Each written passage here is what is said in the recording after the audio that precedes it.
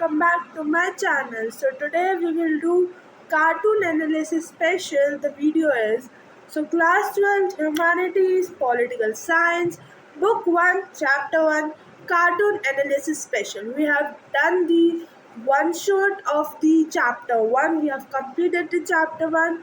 Now we will move on to the cartoons because cartoons are most important. So if you will do this, I'm sure that your marks will be confirmed. So, batch 2026-27, 5 marks confirmed. Okay, now let's start. Okay. Oh my god, where's the cartoon? I'm really sorry, it's not the cartoon. Okay, so cartoon 1, the Iron Man and the Ruler. Okay, तो cartoon में ये था कि देखो इसमें शायद cartoon नहीं दिया, आगे दिया है क्या?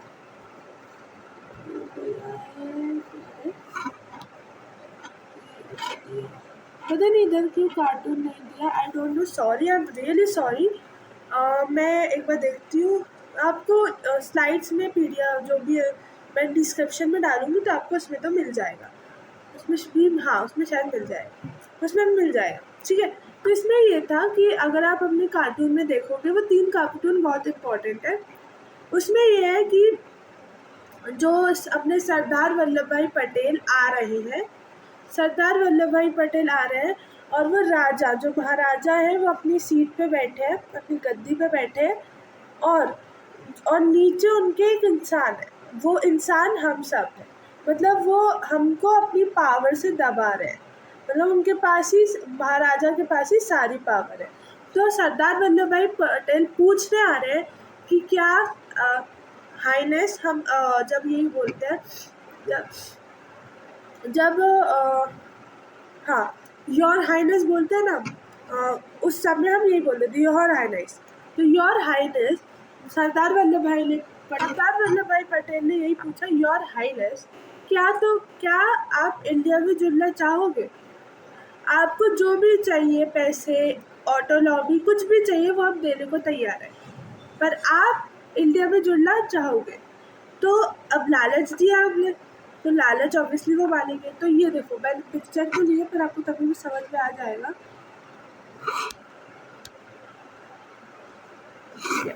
तो कार्टून #1 में, तो ये कार्टून 1 था, the iron man and the ruler, a depiction of Sardar Patels diplomatic and firm approach towards integration. मतलब सरदार वल्लभ भाई पटेल की एक डिप्लोमेटिक एंड फर्म अप्रोच थी कि भाई इंटीग्रेशन हो प्रिंसली स्टेट्स का. ठीक है, तो जो नीचे जो वो पीपल है जिसके ऊपर वो बैठे हैं, वो ये बताना चाह रहे हैं कि वो अपनी पावर से उन पीपल को दबा रहे हैं, है ना. उन पीपल को वो दबा रहे हैं अपने पावर से. मतलब नॉन डेमोक्रेटिक वे से वो सब कर रहे हैं. तो सरदार वल्लभ भाई पटेल ने यही पूछा कि आप इंडिया में जुड़ जाओ, आप बस इंडिया में जुड़ जाओ, रूल आपको करना है तो आप कर लेना, कोई प्रॉब्लम नहीं है, बस आप इंडिया में जुड़ जाओ. ठीक है, तो इसमें बस मैंने इसमें वही दिया है कि उसका explanation, we should read it. तो एनालिसिस क्या है, Sardar Patel and princely states. So key symbol, Sardar Patel, the leader on the right, shown as the primary architect of unity. Sardar Vallabh भाई पटेल जो लीडर थे, होम मिनिस्टर थे और डिप्यूटी प्राइम मिनिस्टर थे. और सरदार वल्लभ भाई पटेल जो थे वो लीडर, राइट साइड में आपको दिखेगा कि वो लीडर है. वो कर रहे हैं कि शो कर रहे हैं कि ये आर्किटेक्ट ऑफ यूनिटी. क्यों? क्योंकि वो सारी प्रिंसली स्टेट्स को यूनाइट करना चाहते हैं. The ruler, sitting on the public, representing the lack of democracy in princely states. जैसे मैंने बताया कि वो नॉन डेमोक्रेटिक वे से रूल कर रहा है, तो इसका मतलब यही है कि वो नॉन डेमोक्रेसी नहीं है, लैक ऑफ डेमोक्रेसी है. तो sitting on the public, representing the lack of democracy in princely states. Integration of accession to the paper, integration of accession एक डॉक्यूमेंट है कि आप दिखा सके. जो जब ब्रिटिशर्स सबको छोड़ के जा रहे थे, तो उन्होंने रूलर्स पे ये छोड़ा था कि तुम्हें इंडिया में बहुत जला है, पाकिस्तान में बहुत जला है, ये लीगली इंडिपेंडेंट बन रहा है, तो लीगली इंडिपेंडेंट बन रहा है, ठीक है। तो अब सारे उन्होंने तो ये बोला था कि हमें लीगली इंडिपेंडेंट बनना है, पर जो सरदार वल्लभ भाई पटेल है उनका एक वो मोटिव था कि उन्हें सारे प्रिंसली स्टेट्स को जोड़ना है और वो अपनी बाउंड्रीज को सिक्योर करना है। तो इसलिए एक इंस्ट्रूमेंट ऑफ एसेशन साइन करवा गया, जो मैंने आपको बताया भी था। The paper Patel is asking for which is the legal merger document. जो पेपर है पटेल वो उनसे पूछ रहा है कि इसको साइन करोगे क्या। तो वो एक मर्जर डॉक्यूमेंट है कि आप जुड़ गए हो इंडिया के साथ, ठीक है। तो which is legal merger document. Overall message आपको ये बता रहा है कि this cartoon illustrates the carrot and stick policy. मतलब देखो, Patel is offering a dignified exit to the ruler. इसमें ये बताया जा रहा है कि सरदार वल्लभ भाई पटेल जो है वो आपको एक मर्जर डॉक्यूमेंट दे रहा है और आपको बोल रहा है कि क्या आप जुड़ना चाहोगे और आप रूल आप भी करोगे, ठीक है। तो इसमें देखो ये लिखा, the cartoon illustrates the carrot and stick policy. Patel is offering a dignified exit to the ruler but insists on the immediate merger for the sake of the people। क्योंकि लोग चाहते थे कि वो इंडिया में मर्ज हो, पर ये रूलर नहीं चाहता था कि वो इंडिया में मर्ज हो। अब देखो, अब पावर एक के हाथ में कॉन्सेंट्रेटेड है, मतलब पावर रूलर के राजा के हाथ में कॉन्सेंट्रेटेड है, तो अब वो किसी को देना नहीं चाहता। अगर पावर डिवाइड होती है तो डेमोक्रेटिक वे से चल रहा होता सब कुछ, पर अगर पावर किसी एक हाथ में कॉन्सेंट्रेटेड है तो नहीं चल सकता अच्छे से, कंट्री स्टेट कुछ भी नहीं चल सकता अच्छे से, ठीक है।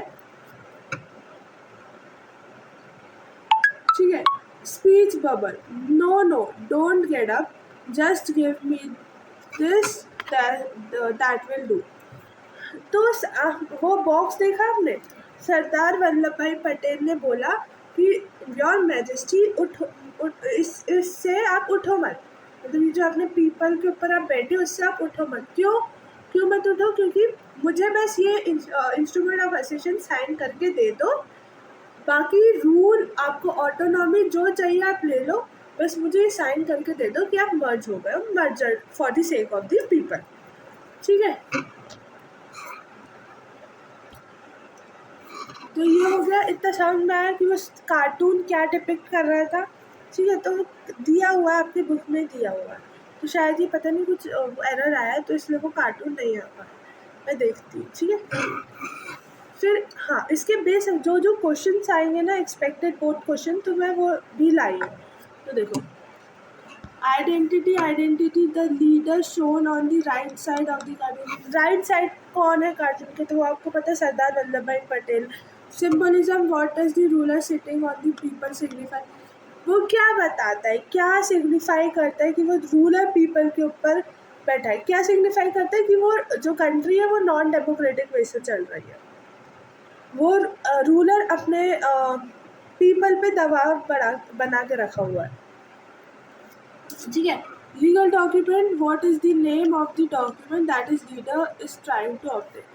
Instrument of accession, role, explain the role this leader in integration. ये जो लीडर है, जो सरदार वल्लभ भाई पटेल है, उनका रोल एक्सप्लेन करना है कि उन्होंने कैसे इंटीग्रेशन ऑफ प्रिंसली स्टेट्स को मर्ज किया। वो मैंने जो आपको 3 अप्रोचेस दी थी ना, वो लिखनी है इसमें, वो लिखोगे तो आपको अच्छे मार्क्स मिल जाएंगे। हाँ, अब हम दूसरे all clear about this cartoon 1, these 3 cartoon, there are 3 cartoons only which is more important for your goals, ठीक है। So let's move on the second cartoon। Okay, now cartoon 2, struggle for survival 1953। अब आप इसमें है ये सरदार वल्लभ भाई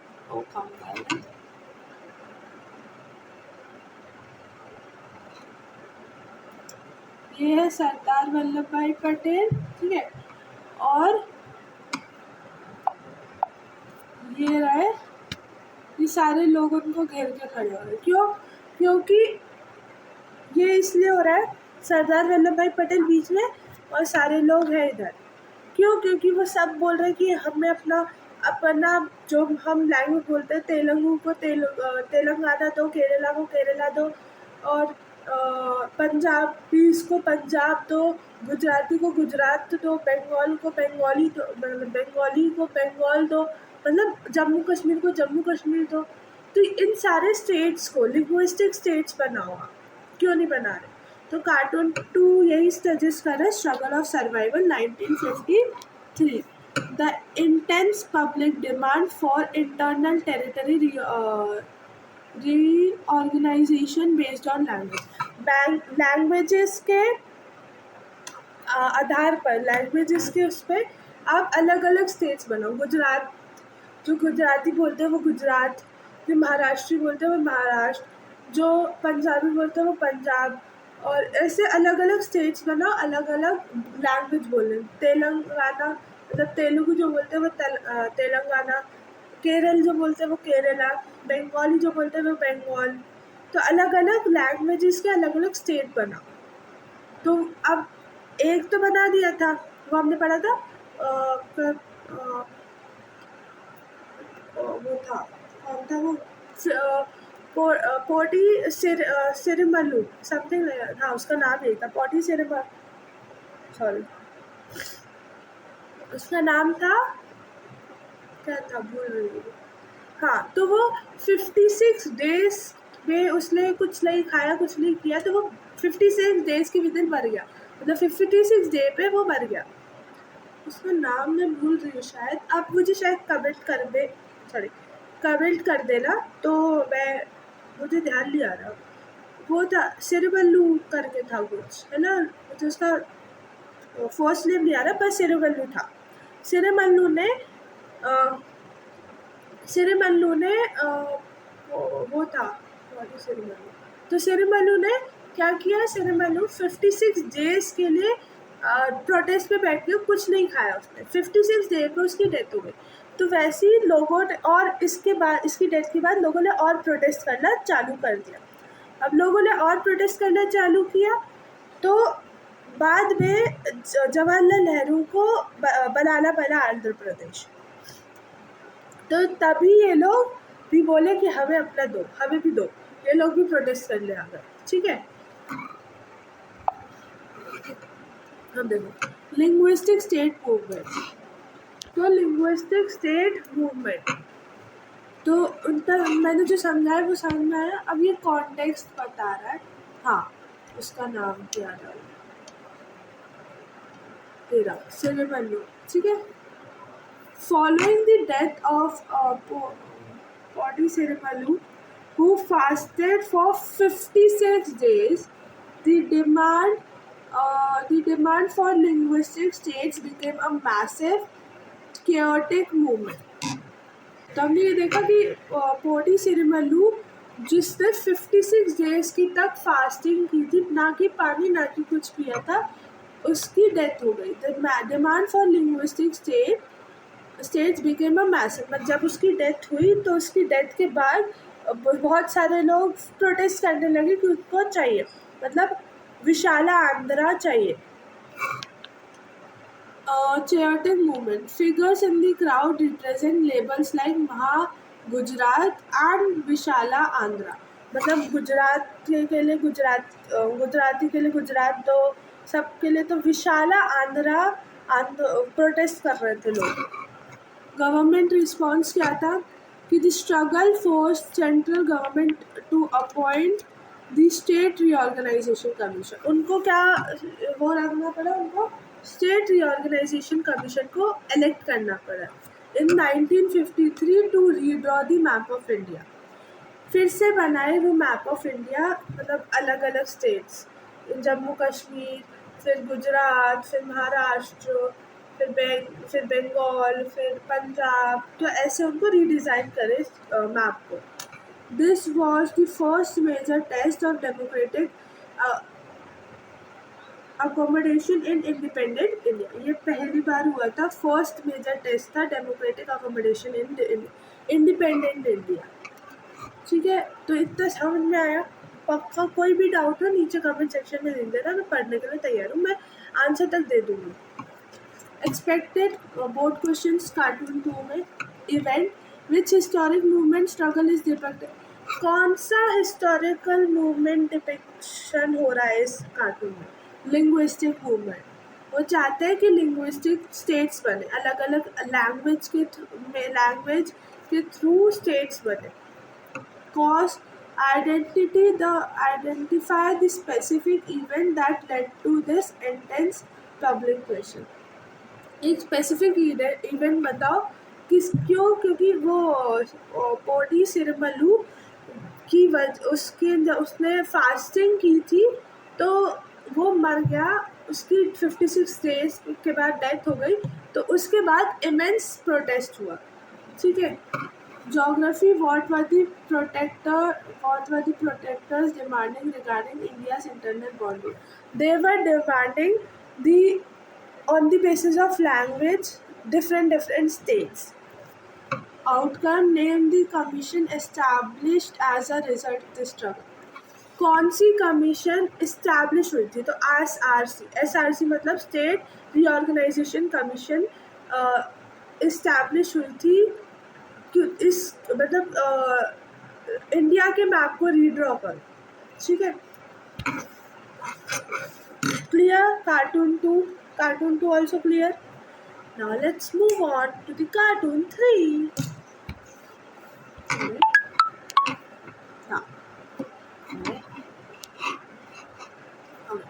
तो cartoon 3, coercing the gene bomb, 1956, the fear that linguistic state creation would unleash gene of dis। अब देखो, ये एक जार है, इसमें ना SRS लिखा है, SRC लिखा है। ठीक है, ये जार है, इसमें SRC लिखा है, स्टेट रीऑर्गेनाइजेशन कमीशन। ये अब बोलता है, जो हमने वो जीन जब हम बचपन में देखते थे ना, वो आता था, कार्टून आता था, वो उसमें जीनी टाइप का एक कार्टून था, वैसे अपने उसको मलता था, वो क्या बोलते हैं उसको, मैजिक वाला, क्या मैजिक पॉट को ऐसे वो मलता था, उससे इतना बड़ा जीन बाहर निकल के आता था। तो ये बता रहा है कि जो स्टेट रीऑर्गेनाइजेशन कमीशन है वो इतू सा है, मतलब वो रीड्रॉ कर रहा है, और प्रोटेस्ट जो हो रहा है, प्रोटेस्ट होकर वो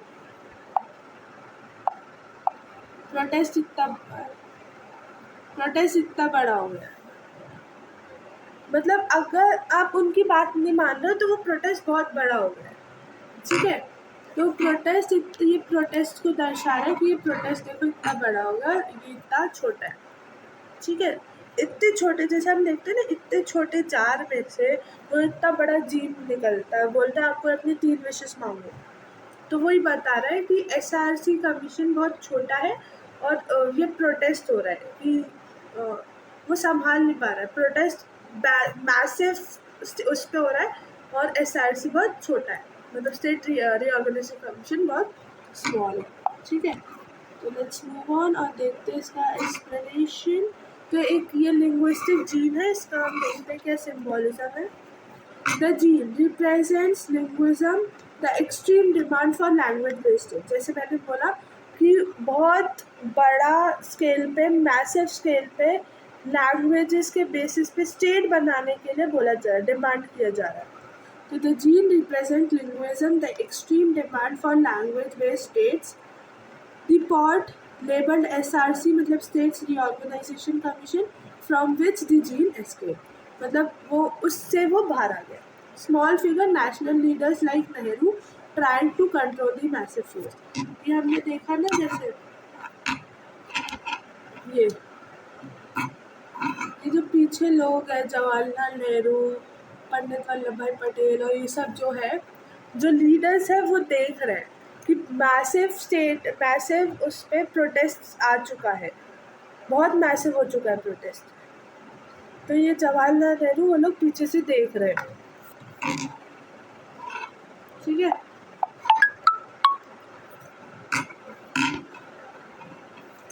मतलब उसको कंट्रोल करने का सोच रहे हैं कि इनको कैसे कंट्रोल करें. The central fear, the cartoon captures the anxiety of the 1950s. जो 1950s में ये हुआ था, तो वो कार्टून उस चीज़ को कैप्चर कर रहे हैं कि एंजाइटी कितनी होती है. तो cartoon captures the anxiety of the 1950s.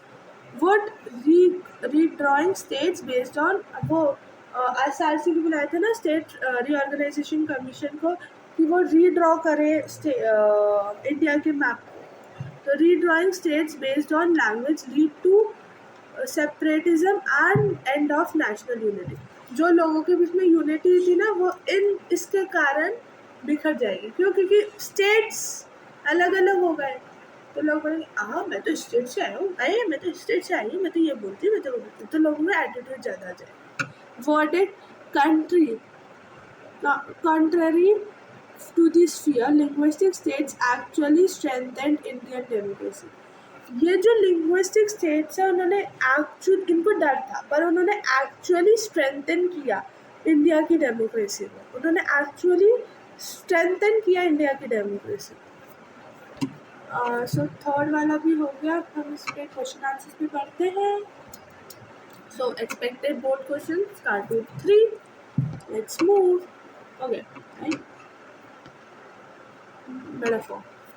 What does the gene symbolizes in the context of 1956 India? Gene हमें ये बता रहा है कि मैसिव स्टेट पर, मतलब मैसिव क्या बोलते हैं, बहुत मैसिव तरीके से प्रोटेस्ट हो रहा है. Commission, what does the pot represent and what was it's main recommendation. Pot क्या रिप्रेजेंट कर रहा है? पॉट ये रिप्रेजेंट कर रहा है कि पॉट क्या रिप्रेजेंट कर रहा है? हाँ, पॉट ये बता रहा है, रिप्रेजेंट कर रहा है कि SRC, मतलब उसमें जो लेबल है SRC, स्टेट रीऑर्गेनाइजेशन कमीशन, वो उस प्रोटेस्ट को, मतलब जिस पॉट से वो जीन निकला है, मतलब जीन मतलब वो प्रोटेस्ट, मैसिव स्टेट पे जो वो प्रोटेस्ट हो रहा है उसको रोक नहीं पा रही है. ठीक है, तो यही ज़्यादातर वो बता रहा है. Leadership, identity, the small figures attempting the control कीजिए. मतलब जो लीडर्स हैं वो कंट्रोल कर रहे हैं उस जीत को, प्रोटेस्ट को. तो स्मॉल फिगर जैसे जवाहरलाल नेहरू और सब. Why did leaders fear that linguistic reorganization would endanger unity? क्यों जो लीडर्स थे, जवाहरलाल नेहरू, पंडित जवाहरलाल नेहरू और सरदार वल्लभ भाई पटेल, ये सब फियर क्यों कर रहे थे कि अगर हम डिफरेंट अलग अलग स्टेट्स बना देंगे तो यूनिटी के बजाय वो मतलब यूनिटी के बजाय वो डाइवर्सिटी और आ जाएगी. डाइवर्सिटी तो है ही, हार्ट भी टूट जाएगा. मतलब इतनी अच्छी जैसे यूनिटी नहीं रहेगी. क्यों वो फियर कर रहे थे? इसलिए फियर कर रहे थे क्योंकि अभी अभी फ्रीडम मिला था उन्हें. तो फ्रीडम के जस्ट बाद लैंग्वेजेस के लिए बंटवारा कर रहे हो, तो मतलब हाँ, मतलब डेमोक्रेटिक वे से तो उनको वही लग रहा था कि नहीं चल पाएगा. वो डर था, पर वो डर हट गया क्योंकि हमने ये पढ़ा था कि उनको फियर था separatism and the end of national unity. पर इस लिंग्विस्टिक स्टेट ने एक्चुअली स्ट्रेंथन किया इंडियन डेमोक्रेसी को. ठीक है, so this was for today. Do you have any doubts? Please write in the comment sections. I will answer every single comment personally. Okay, so हाँ, एक और चीज़ बोल रही. हाँ देखो, now we will do you have any doubt? Write in the comment section. I will just answer every single doubt. ठीक है, then board exam pattern analysis. Through these 3 pictures you can expect 5 marks questions that test your ability to connect these visual symbols to historical facts like the SRS Act, जो state reorganisation commission act हुआ था 1956 में, and the instrument of असेशन. ठीक है, हाँ, और उसमें ये भी लिखा है 1 mark identification, 2 mark logic and symbolise. क्या सिम्बोलाइज करता है? जो ऐसे आ सकता है. फिर 2 मार्क्स हिस्टोरिकल कॉन्टेक्स्ट, जैसे मैंने पूछा वैसे ही है. So thank you, best of luck for your exams. Don't forget to like and subscribe my channel. Coming up next, book 2, chapter 1, the end of bipolarity. Download PDF notes, link in the description. So thank you. No, अभी मत जाना. So that's not thank you. मैं आपको थोड़ा the end of bipolarity के थोड़े basics समझाना चाहती हूँ. फिर अगर हम उस बेसिक्स को समझ जाएंगे तो आगे फिर जैसे हमने ये पूरा चैप्टर 1 ख़त्म किया वो भी ख़त्म कर देंगे स्टोरी की तरह. तो मैं आपको समझाना चाहती हूँ, वो समझो, फिर हम थैंक यू बोल के बाय बाय करते हैं. ठीक है. देखो, द एंड ऑफ बाइपोलैरिटी. तो एंड ऑफ बाइपोलैरिटी मतलब कि अब आप बाइपोलैरिटी मतलब से बाय मतलब दो. ठीक है. तो बाइपोलैरिटी मतलब कि फॉर एग्जांपल आप समझ लो, दो कंट्रीज़ के पास पावर है, दोनों कंट्रीज़ के पास पावर है, पर एक कंट्री से पावर छिन गई तो वो बाइपोलैरिटी होता है. ठीक है.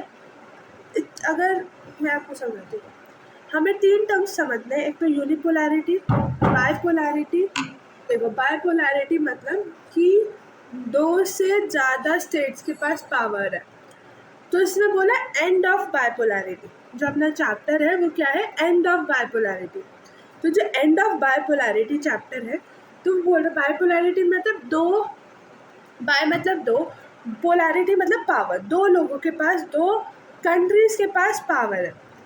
अब एंड हो रहा है, एंड ऑफ बाइपोलैरिटी मतलब कि वो पावर्स छिन रही है, किसी एक कंट्री से वो पावर छिन रही है. तो द एंड ऑफ बाइपोलैरिटी. ठीक है, इतना समझ में आया? ओके. ठीक है, इतना समझ में आया? तो अगर कुछ समझ नहीं आया तो पढ़ लेना. Do you have any doubt तो नीचे कमेंट सेक्शन में डाल देना, मैं पर्सनली सबके आंसर्स दूँगी. ठीक है. फिर अब देखो, हमें 3 टर्म पढ़ने हैं. वैसे 10 टर्म पढ़ने टोटल. पहला टर्म, 3 टर्म है अपने पहले, यूनिपोलर, बाइपोलर और मल्टीपोलर. यूनिपोलर मतलब कि एक कंट्री के पास पावर है. जैसे फॉर एग्जांपल आपके घर में सिर्फ पापा के पास पावर है कि जो पापा बोलेंगे वही माना जाएगा, जो पापा बोलेंगे वही खाना बनेगा, जो पापा बोलेंगे वही पहनना है, पापा बोलेंगे वही जाना है, पापा बोलेंगे वही करना है. तो आपका घर जो है वो यूनिपोलर है. ठीक है. बाइपोलर मतलब कि दोनों के पास, मतलब मम्मी और पापा. अब मम्मी और पापा, तो मम्मी बोलेगी तो ये करना है, फिर पापा बोलेंगे तो ये करना है, मम्मी बोलेगी तो यहाँ जाना है, पापा बोलेंगे तो यहाँ जाना है, मतलब दोनों की बात चल रही है. तो इसको बोलेंगे बाइपोलर. फिर मल्टीपोलर में हम ये बोलते हैं, मल्टीपोलर में हम ये देखते हैं 2 से ज़्यादा. जैसे फॉर एग्जांपल मम्मी पापा और हम दो, मतलब मैं और मेरा भाई, या आप लोग और आपका भाई बहन जो भी है वो, तो चारों के पास पावर है. तो अगर मैं बोलूँगी कि पापा मुझे यहाँ जाना है, पापा मुझे यहाँ जाना है, तो पापा मुझे लेकर जाएंगे. तो मतलब चारों के पास पावर डिवाइडेड है. तो दिस इज मल्टीपोलर. ठीक है. समझ में आया था? इतना समझ में आया? फिर 3 टर्म और है, कैपिटलिज्म, सोशलिज्म और कम्युनिज्म. कैपिटलिज्म, सोशलिज्म और कम्युनिज्म. कैपिटलिस्ट, सोशलिज्म और कम्युनिज्म. कैपिटलिज्म में क्या होता है? प्राइवेट सेक्टर, जो हमने पढ़ा है ना कि कैपिटलिज्म में प्राइवेट सेक्टर के पास सब होता है. और सोशलिज्म में गवर्नमेंट के पास सब होता है, गवर्नमेंट के पास पूरी पावर होती है. और कम्युनलिज्म में कोई प्राइवेट प्लेयर नहीं होता, कोई गवर्नमेंट नहीं होती, सब पावर सबके पास बटी हुई होती है, सब अपनी तरीके से कंट्री चला रहे होते हैं. ठीक है, इतना समझ में आया? और आज की डेट में इंडिया जो है वो दोनों है, कैपिटलिज्म और सोशलिज्म. हमने पढ़ा था ना मिक्स्ड इकोनॉमी, तो वही मिक्स्ड इकोनॉमी है. पर आज की डेट में जो इंडिया है वो कैपिटलिज्म ज़्यादा है, प्राइवेट प्लेयर ज़्यादा काम कर रहा है. आज गवर्नमेंट भी कर रही है, नो डाउट कि गवर्नमेंट नहीं कर रही, पर प्राइवेट प्लेयर ज़्यादा काम कर रहा है, ठीक है, प्राइवेट प्लेयर ज़्यादा काम कर रहा है, ठीक है, ओके। और आजकल जो कंट्रीज बोलते हैं ना यूएसएसआर, पहले रशिया यूएसएसआर का वो अंडर आती थी, तो जैसे यूएसएसआर बोलते हैं ना, रशिया कोई भी बोलता है कि हम कम्युनिज्म सोसाइटी, नहीं, वो कोई भी कम्युनिज्म सोसाइटी नहीं है। क्यों? क्योंकि अगर कम्युनिज्म सोसाइटी बननी है तो पहले अगर आप कैपिटलिस्ट हो, मतलब प्राइवेट सेक्टर के अंदर हो, तो फिर आप सोशलिस्ट के अंदर आना पड़ता है, मतलब सिर्फ गवर्नमेंट के पास सारी पावर। फिर धीरे धीरे करके कि आपको लग रहा है हाँ ठीक चल रहा है, तो गवर्नमेंट को हटाना चाहिए, धीरे धीरे गवर्नमेंट हटेगी और आपका देश कम्युनिज्म सोसाइटी कहलाएगा। पर कोई नहीं है पूरे वर्ल्ड में, अभी तक कोई नहीं है, पूरे वर्ल्ड में इंडिया में कोई नहीं है कम्युनिज्म सोसाइटी। जो ये लोग बोलते हैं नहीं, ये लोग भी नहीं है, ठीक है। फिर अब मैंने आपको बताया यूनिपोलर, बाइपोलर और मल्टीपोलर। फिर मैंने आपको बताया कैपिटलिस्ट, सोशलिस्ट और कम्युनिज्म। फिर मैं आपको बता रही फर्स्ट वर्ल्ड, सेकेंड वर्ल्ड और थर्ड वर्ल्ड। फर्स्ट वर्ल्ड मतलब जो 19th और 20th सेंचुरी में बिलीव करता था कैपिटलिज्म में, जैसे यूएसए, ठीक है। तो 19th और 20th सेंचुरी में यूएसए बिलीव कर रहा था कैपिटलिज्म में, मतलब प्राइवेट सेक्टर को उस पे प्राइवेट प्लेयर पे काम।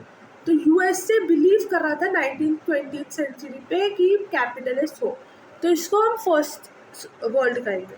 सेकेंड वर्ल्ड हम किसे कहेंगे? सेकेंड वर्ल्ड अब उसे कहेंगे जो बिलीव कर रहा है socialism in 19th and 20th century. Socialism में जो गवर्नमेंट को पूरी पावर देने के लिए जो बिलीव रख रहा है वो सोशलिज्म में आएगा। सोशलिज्म में लाइक यूएसएसआर, ठीक है।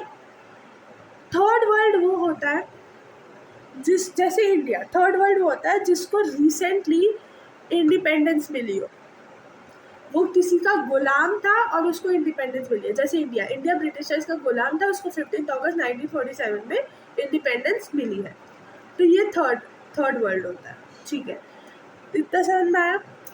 अब है प्रॉक्सी वॉर, हाँ, ठीक है, इतना समझ में आया सबको? अब प्रॉक्सी वॉर में ये होता है कि अगर मैं बताऊं कि मैं और तुम दोस्त है, दूसरा और मतलब भाई, तुम्हारा भाई और मेरा भाई एक किसी का दोस्त है, ठीक है। अब हम दोनों के बीच में लड़ाई हो रही है, पर हमने क्या करवाया? हमने बोला हाँ ज़्यादा लड़। अब हमने उसको बताया कि तू बोला तू लड़ना, तू ऐसे, तो मैं नहीं मुझे डर लग रहा है, तू लड़। वो बोल रहा है उधर से, वो बोल रही तू लड़।